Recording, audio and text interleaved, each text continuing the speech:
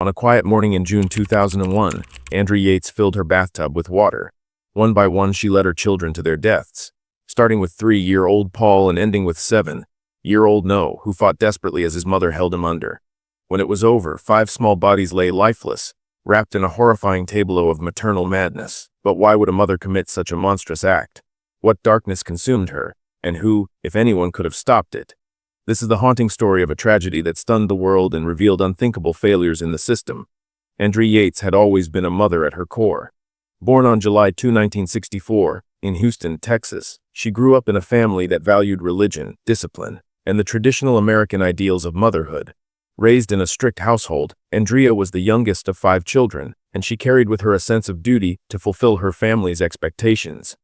Yet her outward success, good grades, a stable family life, and a seemingly happy marriage to her husband, Rusty Yates, masked the inner turmoil she had been battling since her adolescence.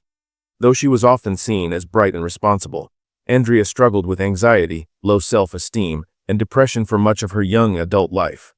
After high school, she attended the University of Texas at Arlington, where she majored in nursing. Her academic success would lead to a promising career, yet her personal life remained turbulent. She had a troubled history with depression and was often prone to feeling overwhelmed by the pressures of life. At the age of 25, Andrea met Rusty, a man who shared her conservative values and love for family. Rusty was deeply religious, and he had a strong influence on Andrea's life, encouraging her to embrace the role of a devout wife and mother. In the early years of their marriage, Andrea and Rusty shared a mutual desire for a large family. But, underneath their perfect exterior, Andrea's mental health began to deteriorate. In 1999, Andrea gave birth to their 4th child, Mary. This period marked the beginning of Andrea's downward spiral. After the birth of Mary, Andrea's mental state worsened, and she began experiencing severe postpartum depression, a condition that causes women to suffer from intense mood swings, depression, and anxiety following childbirth. She began to withdraw from the world and became increasingly paranoid, isolated, and fearful that she might harm her children. Despite seeking medical help, her condition only worsened. In 1999, Andrea was hospitalized for psychiatric treatment after a suicide attempt. Her doctors diagnosed her with postpartum psychosis, a rare and severe form of postpartum depression that can lead to delusions, hallucinations, and impaired thinking. Despite the diagnosis and subsequent treatment, Andrea's mental health continued to deteriorate. Over the next 2 years, her condition would deepen, leading to the horrifying events of June 20, 2001. A key aspect of Andrea's psychological state was her belief in a religious worldview that shaped her understanding of right and wrong. Raised in a deeply religious environment, Andrea adhered to the teachings of the Bible. She often spoke of her fear that she had failed as a mother and that her children were doomed. Some reports suggest that she felt an overwhelming burden to save her children from eternal damnation, a belief that would come to a head on the morning of June 20, 2001. The pressure of her responsibilities as a mother was compounded by a rigid religious framework in which she believed her worth was linked to her ability to be a perfect mother. This unrealistic expectation seemed to intensify her sense of failure. In the weeks leading up to the tragedy, Andrea had been seeing multiple doctors and was prescribed a variety of psychiatric medications to help manage her symptoms. However, there were ongoing concerns regarding the medication's side effects, and she was not receiving the intensive treatment needed to stabilize her mental health. Her family, including Rusty, was aware of her condition but often misunderstood the severity of her illness. In interviews after the crime, Rusty described Andrea as a loving mother who had been sick, but also deeply devoted to her children. He felt helpless in her battle against depression and mental illness, but there were moments when his rigid religious beliefs interfered with his understanding of her condition. At the time of the tragedy, Rusty had even considered removing Andrea from psychiatric care in favor of more religious interventions, which would later be seen as a key failure in recognizing the gravity of her mental state. Despite Andrea's worsening condition, Rusty continued to have faith that her mental health could improve, particularly through prayer and religious support. He believed that, with time, Andrea would return to her former self. This hope, coupled with his refusal to fully acknowledge the seriousness of her illness, played a significant role in the events leading up to the tragic day. In the early days of 2001, Andrea had already suffered multiple mental breakdowns. She had been hospitalized at least twice, and each time, she was discharged under the assumption that she would improve. However, by June, she had become increasingly paranoid. She was convinced that her children were not perfect. Rusty, in his attempt to alleviate Andrea's stress, even took time off work to care for the children, but it was clear that this did little to improve her mental state.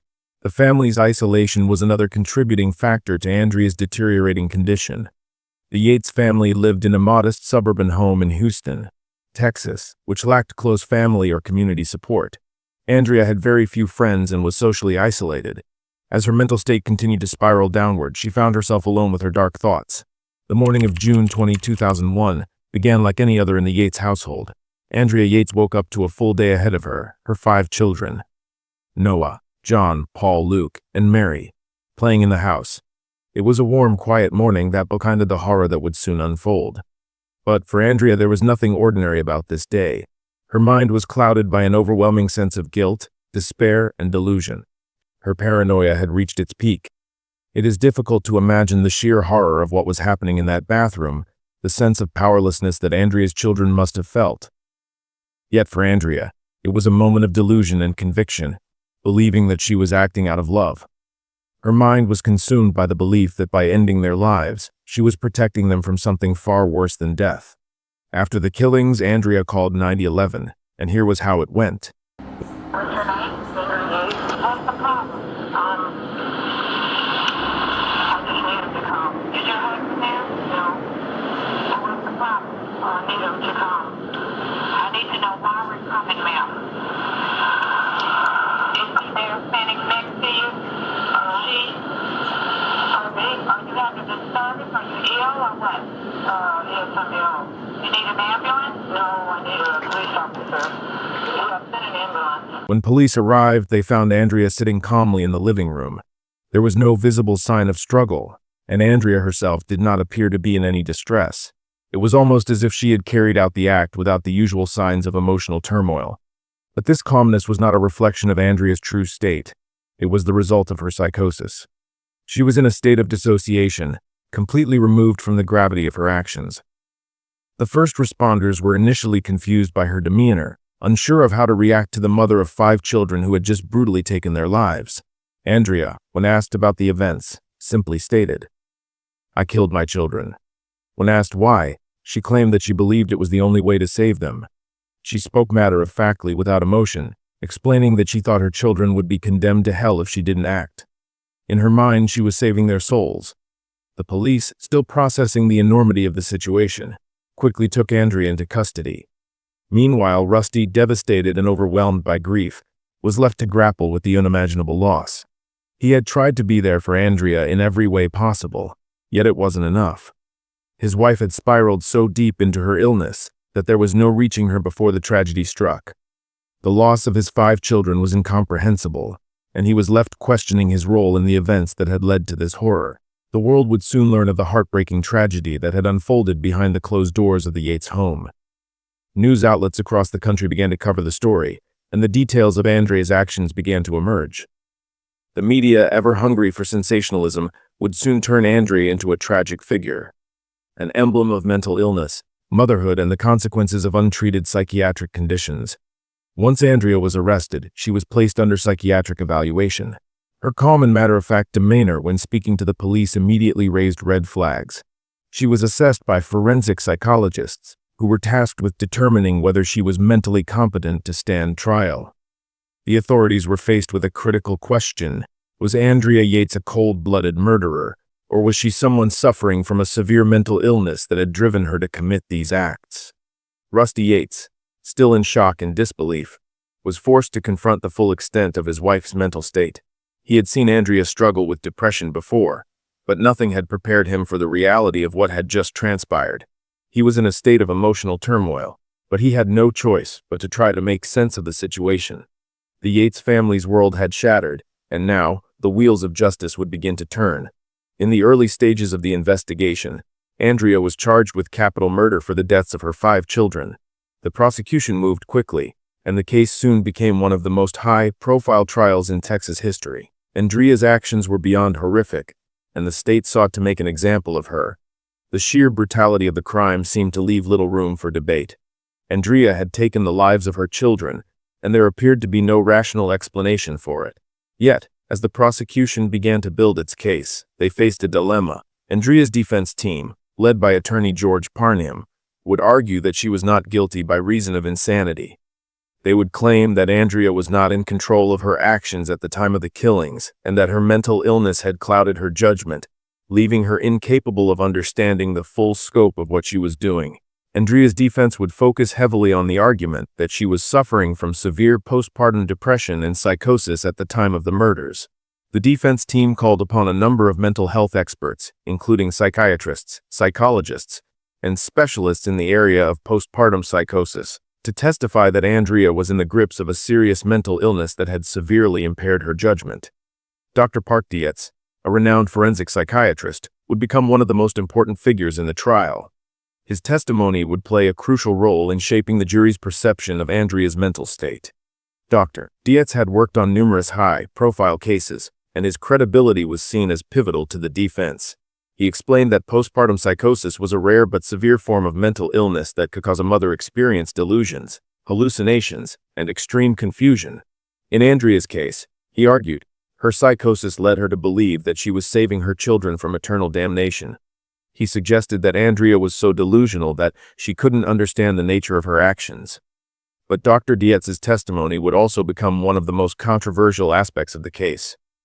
During the trial, Yates made a significant error. Under cross-examination, he claimed that there had been a law and order episode about a woman who drowned her children, a plot that mirrored Andrea's case. This episode, Yates asserted, had aired shortly before the killings and could have influenced Andrea's actions. The connection between fiction and reality would become a point of contention. Andrea, he argued, may have modeled her actions after what she had seen on television. The problem: there was no such episode. Dr. Yates, in his attempt to explain the psychology behind Andrea's actions, had fabricated a detail that would later prove crucial. The law and order episode he referenced never existed. This false testimony became a key point in the trial and would eventually lead to a motion for a mistrial. The prosecution, on the other hand, argued that Andrea was fully aware of what she was doing when she killed her children. They painted a picture of a mother who, despite her mental illness, had planned and carried out the murders with a clear intention to kill. The prosecution would highlight her calm demeanor in the aftermath of the crime, her lack of remorse, and her rational-sounding explanations for her actions. They argued that Andrea's behavior did not fit the pattern of a woman in the throes of psychosis. This argument was bolstered by testimony from Dr. Linda Puryear, a clinical psychologist who had treated Andrea in the weeks leading up to the murders. Dr. Puryear had diagnosed Andrea with postpartum depression and had attempted to help her, but she had also recognized that Andrea's mental state was deteriorating. The prosecution suggested that Andrea's actions were not the result of a fleeting moment of psychosis, but rather a premeditated plan, carried out with a chilling sense of purpose. The jury, tasked with deciding Andrea's fate, was faced with a seemingly impossible task. They had to weigh the horrific nature of the crime against the possibility that Andrea had been mentally ill at the time of the killings. They were asked to determine whether she was legally insane or whether she should be held fully accountable for her actions. The trial, which lasted for months, became a national spectacle. The media coverage was relentless, and the public was divided. Some saw Andrea as a tragic figure, a woman suffering from a mental illness who needed help, not punishment.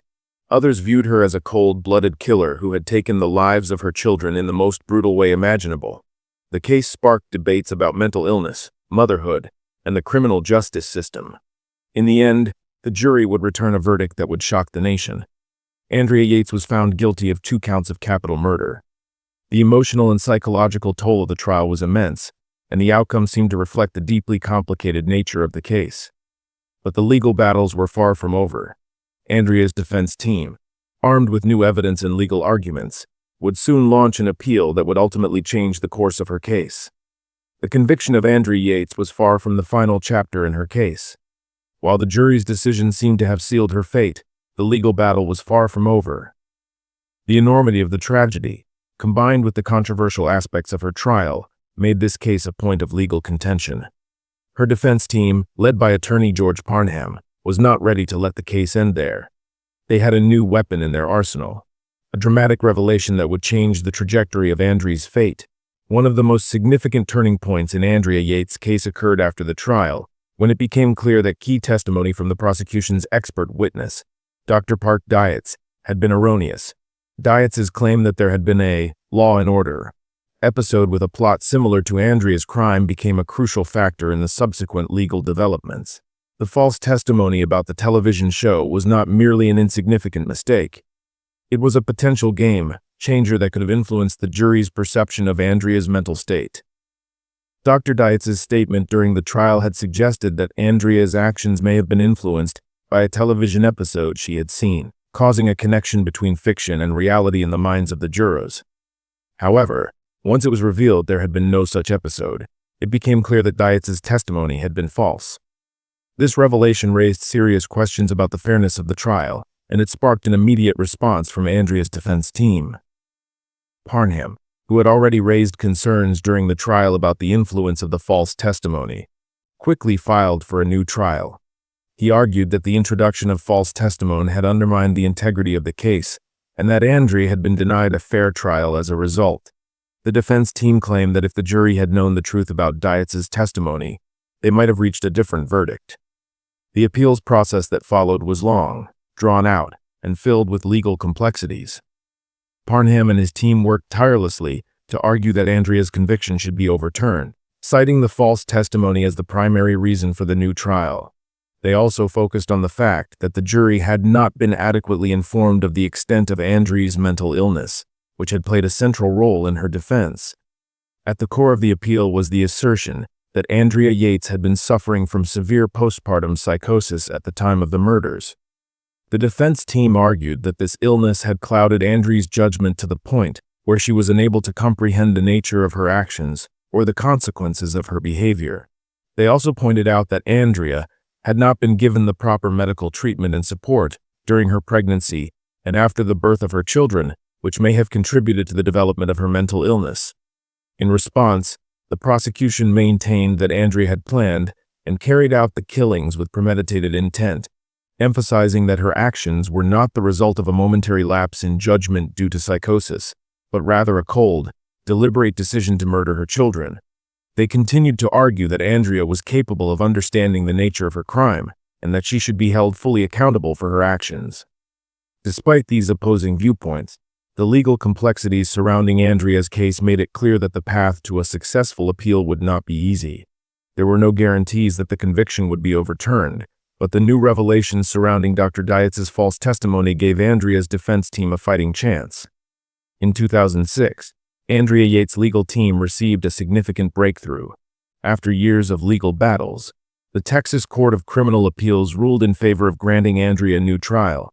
The court found that the false testimony presented by Dr. Yates had been crucial in influencing the jury's decision, and that it had likely played a role in the conviction. The court concluded that Andrea Yates had been denied a fair trial, and that the introduction of false testimony had undermined the integrity of the legal process. The retrial, which began in 2006, was a significantly different process from the original trial. This time, Andrea's defense focused more heavily on her mental illness, with an emphasis on the severity of her postpartum psychosis. They called upon a new set of expert witnesses who provided detailed testimony about Andrea's mental state at the time of the killings. They argued that Andrea had been completely consumed by delusions and hallucinations, and that she believed her children were in danger of eternal damnation unless she took their lives. In addition, the defense team was able to present a clearer picture of Andrea's history with mental illness, highlighting the lack of proper treatment she had received in the months leading up to the tragedy. The defense argued that Andrea had not been given the support and care she needed, and that this had contributed to the deterioration of her mental health. This time, the jury was more sympathetic to Andrea's condition. The evidence of her severe mental illness, combined with the false testimony that had plagued the original trial, led to a very different outcome. In 2006, Andrea Yates was found not guilty by reason of insanity and was committed to a psychiatric facility for treatment. The decision to find Andrea Yates not guilty by reason of insanity was a mixed outcome. While it meant that she would not face the death penalty, it also meant that she would spend the rest of her life in a psychiatric hospital, receiving treatment for her severe mental illness. Andrea Yates was not free, but the ruling allowed her the chance to receive the care she desperately needed, a care that had been lacking in the months before the tragic murders. Andrea's case became a significant moment in the discussion of mental illness and the law, particularly when it came to cases involving postpartum psychosis. It raised questions about how society should treat women suffering from severe mental illness, and whether enough resources were being allocated to support new mothers who may be vulnerable to such conditions.